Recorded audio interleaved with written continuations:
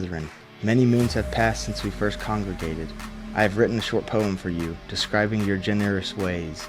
Logan, Logan, Logan, the people chanted. They were forced to pay their taxes to the king, but in their hearts they wanted it to be given to the man that filled their hearts with such burning desire. Once more the people chanted, Logan, Logan, Logan. Where'd you get that from? I just made it up, dude. No, excellent Yeah. behavior, man. I Don't do me that way. That's Dude. great. Dude, we could do Yeah. some of that on the podcast. Just poem of the day. We should. It's like this one almost today. Like, what the hell are we going to talk about? We can just roll on it. Yeah, we'll just talk about random stuff. We may have Braxton come in the cut. Brax, yeah, come here. Let's walk in. Braxton, get into there, boy. Come here, man. Get you a stool. Pull You up said here. that, so that's Share the mic. Terry's Minor. Yeah, infraspinatus and teres minor. I want to write that Google down. the infraspinatus, yeah.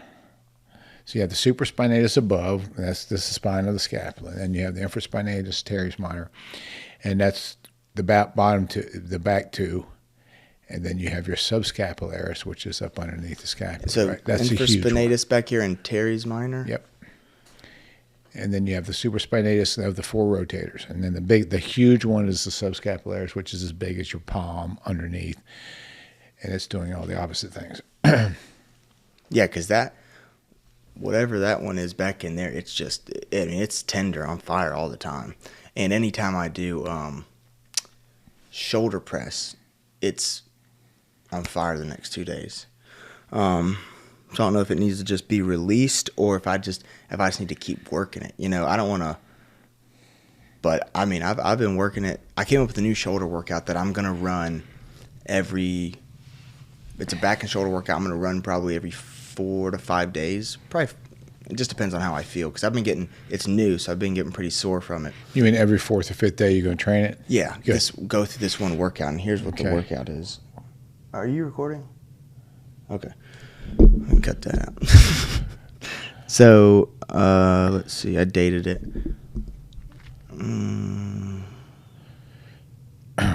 Okay. So those bent over rear delt cable flies I showed you. Okay, so I'm doing those. Those are single arm, obviously. So I'm doing 3 sets of those. And I'm just going back to back. And then I'm doing heavy T-bar rows with the close grip. Mm-hmm. And I'm wearing my belt for that and straps. But then on my third set, I do 3 sets. On my third set, I'm going and I'm doing a drop set. And on my, so it's 3 plates is what I'm at to now. I'm On the close grip T-bar? Yeah, and so I was getting, I think on my last set I got 8 reps. And then I dropped a plate, got probably 4 reps. And then I took off that last plate. And what I did is I let go of the straps and I went out wide. And I was trying to just squeeze those rear delts because they were already fired up and burning from that first exercise. And then after that, That's a good call. That's a good move. yeah, so those have been doing me really well. And then after that, I just did some like dumbbell side raises, those shrugs, some of the machines seated side raises, Smith machine shoulder press. How many total sets? I'm doing so the first 2 exercises were 3, but then the next ones, the side raises were just 2, and they're quick. It's high tempo, Okay. and then also high tempo on the seated one. So I'm doing 2 sets of each of those, but I'm done with those in like 5 minutes. Like All it's right. pretty quick. Shrugs are 3 sets. Those are relatively quick too. And those are traps, though. Yeah, it's And on that T-bar traps. row, really, for the most part, is real high upper lat insertion with that close grip, which is what I like so much about it. Then you took the wide grip, and then you were bringing it more out to the posterior delt, right? So, again, keep those delt total to about 15 maybe max, because they're still small muscles, right? Right. And, the posterior delts don't get as much work as those anterior and medial delts do with everything else you're doing. That's why I don't even recommend training front delts as you get older, because they're they're come overdeveloped here. over time, right? And it's just most of the work that you're doing on a front delt really requires, again, like I say, thumb up to put it on the biceps, so you're not continually straining that supraspinatus tendon where it's running through that AC joint. And also the lever arm for that's the back of the attachment of the scapula up there. So a lot of people wind up with that forward, this look, right?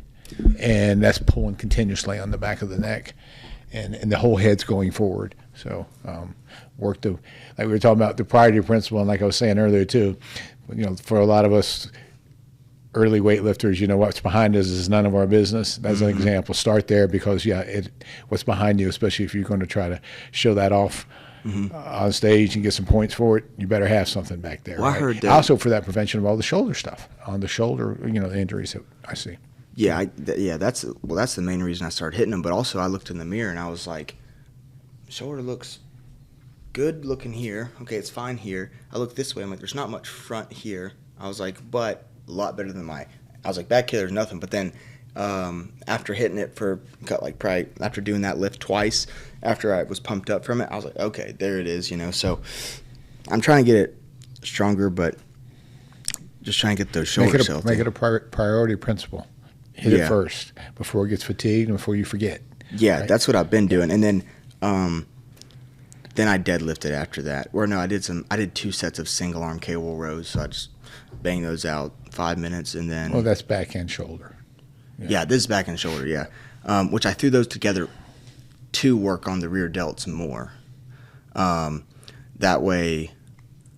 Now, if you're doing that every 5 days, if you're throwing back in there too, you got to be careful you don't overtrain it. Yeah, right? so I got a buddy, and I told him, I was like, you're overtraining like terribly, right? Because we were working out together, and I was like, I'm not going to overtrain. And he said, which is most people's problem. Right. And he was like, well, it's just about the work for me. He's like, it's a mental thing. I was like, okay. I was like, just letting you know you're not getting the gains you could be getting. I said, but also for me, I'm not trying to get hurt, because I'm also playing soccer and doing jiu-jitsu, and I'm trying to sleep enough. Because that's usually your sign when you injure something. And okay, there's your first sign that you may be overtraining it, right? Right. Because again, we're growing when we're resting. We're tearing everything down while we're working it out. So here we go. Good stuff. Man, let's get started. What do you think? We could podcast that, but hey, everybody, welcome back to Flip the Script with myself, Dr. J, Joey, and Cameron. And today we're going to ramble on about a little bit of everything. Listen, yeah. We're just going to. You know what I want to do? I'll get a shout out. Let's give a shout out to this new movement that's coming out now, Make America Healthy Again. Because the media is going bonkers, man. And what's funny to see is we're bringing in a new look at maybe trying to reform ourselves back to where we were 50 years ago. And it's just funny to watch a lot of these people, especially in corporate America, panicking about what's this guy going to come in and do. How about make us all healthy again? How about making our kids healthy again? How about decreasing the chronic disease? So why are we getting this resistance out of the liberal media and the power of the swamp, right? What are they afraid of? That we're actually going to get healthy again? Well, what do they know about either also? Yeah. You know what I mean? It's like you don't really know on the subject, so why are you so adamant about it? You know what I mean? It doesn't even make sense. Yeah, what are you hiding there? Almost, understand? Whose pockets are you in? Yeah. Another topic. I don't want to get over on this one as we get started. I'm always going back to Dr. Lustig, right? And his book, again, Metabolical. When you think about where this stuff really starts, especially these high-carb diets, which, I was fortunate enough to say this. I got into bodybuilding in college. So in my early 20s, I learned the power of a low-carb diet. And I was fortunate enough to be able to roll that into the last 40 years of my life as well and maintain a physique pretty close to where I was in my 20s. Most people don't get to learn that early on because, like he writes in his book, a lot of this stuff, man, this started back with the Rockefellers. So think of how far back we're going, right? And he was friends with the Kellogg guy. And the Kellogg guy was anti-protein because he felt like it raised testosterone levels, and that his beliefs were high-carb diet. Well, that's not good. And so they started basically a business together because the Rockefellers were also in coal. So a lot of the things that they were pushing, especially in the pharmaceutical field, had some kind of coal relationship to it as well. So it's been big business since the beginning of time. And then Kellogg's comes in and pushes the cornflake and puts it on television to the American public and dumbs down the parents in a sense. Basically, here's all you need to do. Put this cereal into a bowl and give them some milk, and you can sleep late in bed on a Saturday morning, right? And here we go. And then they push the thing that this is the convenient and healthy way to start your day. And we bought into it for the next 20, 30 years until the 1980s, like I was telling you, when the food pyramid came out. And that's when everything really went hell in a handbasket quick. And all we're trying to do now with this movement is at least try to get us back maybe 50 years, possibly. Even 40 would be a great place to be. But so when, like you were just mentioning, what does maybe the government know that they don't want us to know about what they've actually been doing to us for profit of corporate America? And so I'm loving this fact. And I was at a seminar this past weekend, and we covered a lot of things. We covered, liver disease and metabolic syndrome. And the doctor who was putting on the seminar had been doing seminars for probably 20 plus years. And he mentioned in there, we talked about this briefly, and he was my age, maybe a year older. And he said he didn't think this change was going to come in his lifetime. Yeah. And honestly, from what I've seen in the last 40 years and what I've been going through with my practice, I agree. I mean, it was really looking scary. And it seemed like we were swimming upstream. And, when you're trying to make changes in people's lives, but you have Big Pharma running commercials 24/7, and only our country, and sponsoring Super Bowls, which is literally insane. New Zealand and us are the only two that run these pharmaceuticals to the public. Europe won't do it. We do it. But you got a good point. The Super Bowl. Everything. Pfizer basically owns your 5 o'clock news hour.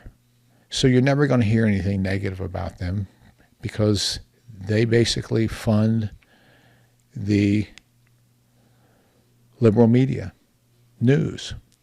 So for us to even have an opportunity to get a chance to express our side of the story, maybe now it can happen. Maybe now with Senator Kennedy and the movement that's coming in and the power of the people that are bringing in. And it's just about making people aware. And that's all we're trying to do, give people an option, educate them. And why would somebody worry about the fact that we might want to give the public, Joe Public, a little more information? Maybe empower them to make some decisions themselves instead of what's plowed on the television. I guess you heard the thing about the McDonald's over in Europe, which the fries. Mm-mm. Okay, so the fries over in Europe basically have 3 ingredients in it. And of course, the oil that they use is an animal fat oil. Oh, right? They're still doing the original McDonald's recipe? Yes. Well, beef I guess tallow, potato. That's it. Salt. Yeah, that was so the Europe original. Still does that. McDonald's originated in the U.S., guys. That's what it used to be here, and now it is 53 ingredients, something crazy. I don't know what it is, but and the French fries themselves is 17. Now, what in God's name did you find besides those 3 that need to go into that? Oh, have you heard about the mix, russet potato they use? Have you heard about that? To get they basically want. There's a video on it that GMO potato that they can and so basically they want it to be a certain length, it can't have any blemishes. It has to be perfect because that's part of the look for the fry. And so they basically when they go and spray the field. The people that spray it, like the farmers, they won't go out there for another week afterwards, even with suits and all this. Then once they pull them out of the field, they sit in a warehouse for several months because it's so toxic. No, I did not know this. It's absolutely wild. This dude talks about it online, and I need to link it. And so this potato won't rot. And all the time it's in the warehouse. It won't rot after they fry it. No, right? What I mean? No, exactly. And of course then, and that bread is notorious for being able to stand alone by itself for a year and not produce any mold or any sign of aging whatsoever. Spooky stuff. So this is what we're trying to change, people. I mean, really. And the other thing too, look at the food pyramid. We come back to this again. And one day we just, well, hey, we can do a topic on it right now. The food pyramid is ridiculous. And they started that one in 1985, like I told you, when most of our obesity and our autonomic disorders went through the roof, 200+% on both of them, right? And then they come back in, was it last year? And came out with the other one that basically had colored cereals recommended on the bottom of the pyramid. I don't remember if it was last year or the year before, but I know it got crazy bad. I know that it was like, for breakfast, the best thing you can have is oatmeal with brown sugar. And I was like, what?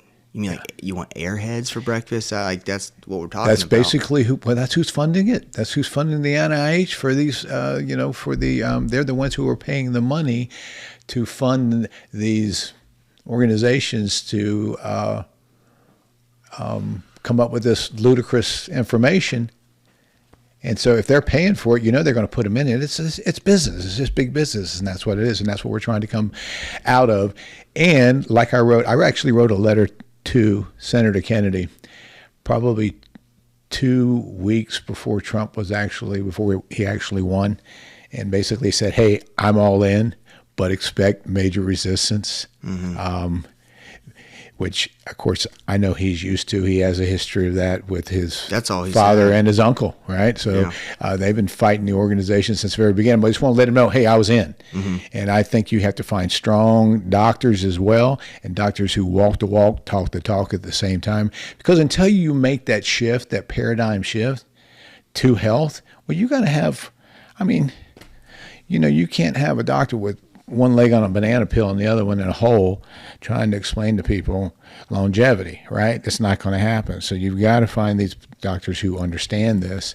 And, you need a fit doctor to explain to people how to be fit. That's just that's common sense, right? Like I said before, you don't take your mom or dad with Alzheimer's to a physician who's got Alzheimer's himself, right? That wouldn't make much sense, would it? Or if you had a cardiovascular issue, would you want to take it to a doctor who's got a cardiovascular issue himself? Okay. If they don't know how to make themselves well, how the hell are they going to be able to help you or your loved ones, right? Right. So doctors, they got to man up first, or women, sorry. But, they've got to come to the show ready to play and look like they are, because we're going to get resistance, and we have for the last 50 years, dude. And I'm in the home of Sweet Home, Alabama, where the life expectancy of an average male is 72 years young. So it's an uphill battle to begin with. We're nothing but hospitals and carbohydrates in this state, and the rest of the country's not that much better off. Some of them right here with us. So I'm looking forward to it. Well, I have right here, I have pulled up the Make America Healthy Again, and go to their website, maha.vote. Maha. I gotta get that to roll off. Yeah. So it basically has a couple of different things. They basically outline what they want to do. So the first one is the chronic disease epidemic that you're just talking about. It says Maha's policy focus advocates for a comprehensive national strategy to combat chronic disease epidemic, which includes addressing the root causes such as poor diet, environmental toxins, and inadequate health care. The PAC supports policies that promote preventative health care. Preventative. Yes. What we've been talking about. Promotes preventative health care. Mm-hmm. Right. Increase access to nutritious foods, not frozen foods, all right? Not pre-made meals. I've been in there for 4 years. And reduce the environmental factors contributing to chronic illnesses like cancer, diabetes, and heart disease. Yeah. All the stuff that you've been talking about. Yeah, which is everywhere. That's... cancer, all I'm seeing is cancer with it. I saw in the last week or two 10 years younger every 10 years. 32-year-olds, 24-year-olds, and all these people, they just basically chalked these symptoms up to some random thing because they're young. And they go in and this dude passes out and they randomly found this massive tumor. Yeah. And it's boom. Well, the cells are basically, these receptor sites. They, now some of these cancerous, these, they mimic receptor sites for things such as estrogens, is a good example, right? So some of these plastics and other things that we're consuming, they mimic the receptor sites for estrogens and for other nutritious keys to within the cell. And when these bind to them, they're going to create a change in the DNA of the cell over time. And here you have the mutation, and this leads to the cancer. And because there's so many now foreign compounds that are mimicking these receptor sites, this is going to increase the likelihood that you're going to get a change in the DNA. And the more opportunity you have to change the DNA because of the chemicals that are out there, which are now, let's say, 200-fold from where they were 20 years ago, well, then you're going to ramp up the probability of a genetic mutant, which is going to be your eventually downstream cancer. So the more of this that we put into our bodies unwillingly and unknowingly, the more likely we are to develop a pathology, because it's a case of, you throw that against the wall, eventually, not long enough, it's going to stick, right? And so that's where we are. And so all we're asking is start pulling this stuff out of, pull it out. And if we could quit giving the subsidies to the farmers for the grains and the high glycemic foods, the cheaper variations, if you will, and start applying those towards the healthier choices for our farmers to make a profit on growing, that's the first place to start. Again, we get back to, what should I eat? And I always say, hey, if it doesn't have a label on it, it's probably good for you. That was certainly true 50 years ago, and it's true today, but to a lesser degree, because like you just said with the potatoes, the things they're putting on now, Roundup has this sort of, they've GMO'd this product now that it'll kill the weed but won't kill the plant, but yet it's still going to be in the plant, it's still in the root, and then we're going to consume it. And then there's a correlation between that and things like Parkinson's disease, right? But they're just going to foo-foo blow that off. And it's sort of like, yeah, we'll prove that happened from us doing this. And of course, they're not going to have the money to perform these evaluations to prove that for them. So a lot of the people, the Monsanto and the other, corporate America knows that they're going to run with this until somebody can actually prove. It's also kind of hard they're doing that to prove because it's literally everywhere. So it's like, it's almost like, well, where's it's the norm? It's the norm. It's the norm. It's like, where's your focus group? Where's your whatever they call it?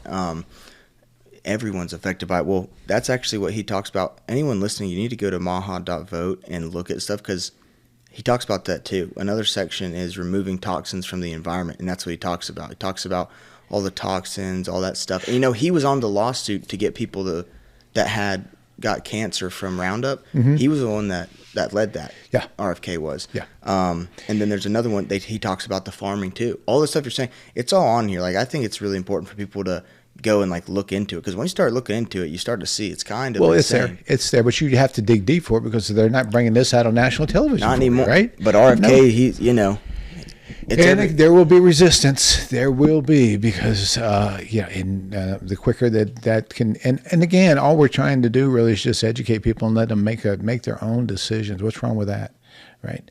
Maybe a little less bombardment about some pharmaceutical for some skin-related issue with the side effect is death. Thank you very much. For some eczema, and you're telling me that I might possibly get rid of this patch, but at the same time I may die before I do. I mean, are you kidding me? Right?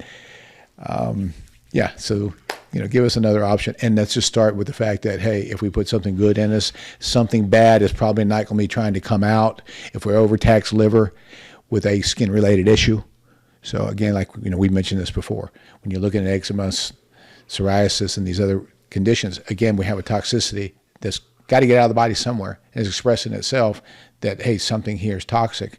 So why don't we just clean up that mess, and then we've gotten to the cause of the problem, instead of putting some funky cream on it or taking some biological with a side effect of, I don't know, diarrhea, gastritis, loss of sight, possible death, kidney disease. Really, people? Yeah. Where were these umpteen years ago? And where are these in countries without all of these pesticides, right? So, again, we're looking at simple common sense. That's all we're trying to bring out. I think people deserve it way past time for them to know, right? And if they do get enlightened, it's going to be a lot easier for them. Because, we run around with an obesity problem and a health-related problem, cardiovascular disease and all. And, for a lot of people, it's not really 100% their fault. Some people, yes, are just downright lazy, and some people just don't give a hoot, right? Some of them just kind of go by what they hear and what they, for us, we're a society of put it on the tube, we're probably going to believe it, right? Sad but true. Like I said before, you don't see broccoli commercials on television, right? Because it works, it's good, nobody needs to advertise it. And if you see it on TV, I'd be wary of it. Yeah, We learned that from car salesmen, didn't we? A long time ago. No, I don't mean to. That was ugly. But still, again, why are they pushing it on television? Why? That's corporate America. So hopefully he can get that reversed. And, we start with, like you're talking about there, fluoride. I mean, that's just, we know that's a toxic and a toxin. And, they put it in the water, they put it in the toothpaste everywhere. And then they'll come around and tell you, well, there's not enough studies to prove that what you're saying, that it is a carcinogen. They're not out there. Well, they're out there, but they don't get to the next level to where the power that needs to be get out to the public gets it out to the public. That gets hidden away, shown away. And I was telling you before, I think one of the wildest things was the highest dental care of the countries in the civilized world is Ireland, who has the highest amount of fluoride in their water. So again, it's one of those things. That's pretty wild. It is. It's sort of like, look, enough said. Right. There's right? your study. There you go, right there. There's your sign, as I say. There's your sign right there. So it's a good movement. I'm looking forward to it, and I know a lot of us who just who would like to take what we do and be able to express it to the masses. It's great to have a government now who might support us doing that. So we've got 4 years to really make a major shift in the paradigm, and we need every minute of that time to get it done and educate the people. And that's why, we are supporters of it. And that's sort of what this whole thing is about that we're doing, right? Try to bring some common sense, a shift in the way people think, and hopefully just to have people think, right? Just think about it. It's not rocket science. It's really the simplicity of the way the body works. Let's just go back to the way it does. I'm old enough to know that in the 70s, we were just starting to see this. 80s, it really started kind of picking up. And man, by the 90s, every 10 years, I get, you see more and more people. The numbers are just getting ridiculous now. And the obesity, the diabetes. We talked about fatty liver a couple weeks ago, right? Mm-hmm. I mean, fatty liver in teenagers, right? That's a disease of nothing but alcoholics back in the 70s. And look where we are today. And it is the leading cause of liver transplants. Over hepatitis now is the leading cause of liver transplant. And one of the reasons are because the doctors are so dumbed down that the enzymes like ALT, they've raised these numbers up so high so that doctors don't have to explain to most of their patients when they're in this danger zone, which used to be 25 and now we're 45 for the adult, right? Which is 40% increase. Now they don't have to explain to these people it's time to get it in order. And because it's a diet-related issue, so most of your physicians aren't going to be able to grasp that. And so by the time they get where they're in the chronic 70-plus range for a few years, now it's time for a liver transplant. Oh, now we're going to get busy? Look, 20 years from now, there won't be enough livers. Yeah, Sad. It's like, hey, what do I do about this? It's like, well, nothing right now. You got to wait 3 years till it's a little worse, and then you get a new one. Yeah. I mean, could you just imagine, though? I mean, imagine, like, people just, the cruelty of maybe somebody just took somebody for their liver. Oh, I mean, they're doing that with bears for gallbladders now, right? Because somebody in China likes to eat them. So yeah, we had a pandemic of that where they were killing the black bear for the gallbladder. Damn it, perfectly good. Yeah, because somebody would buy it, right? Yeah, well, and that's what's happening in our country. They're buying onto everything that's on television, and now half of them have a gallbladder. They don't have a gallbladder anymore. Not the half, but a lot of the human beings rip it out. You don't need it. Yes, you do. So, all right, man, that's another good one. Let's say hasta luego for this segment. Until next time, I'm Joey, Dr. J. Cameron, and we're going to sign out for now. So until next time, have yourself a great day so that you're not missing one. That's right.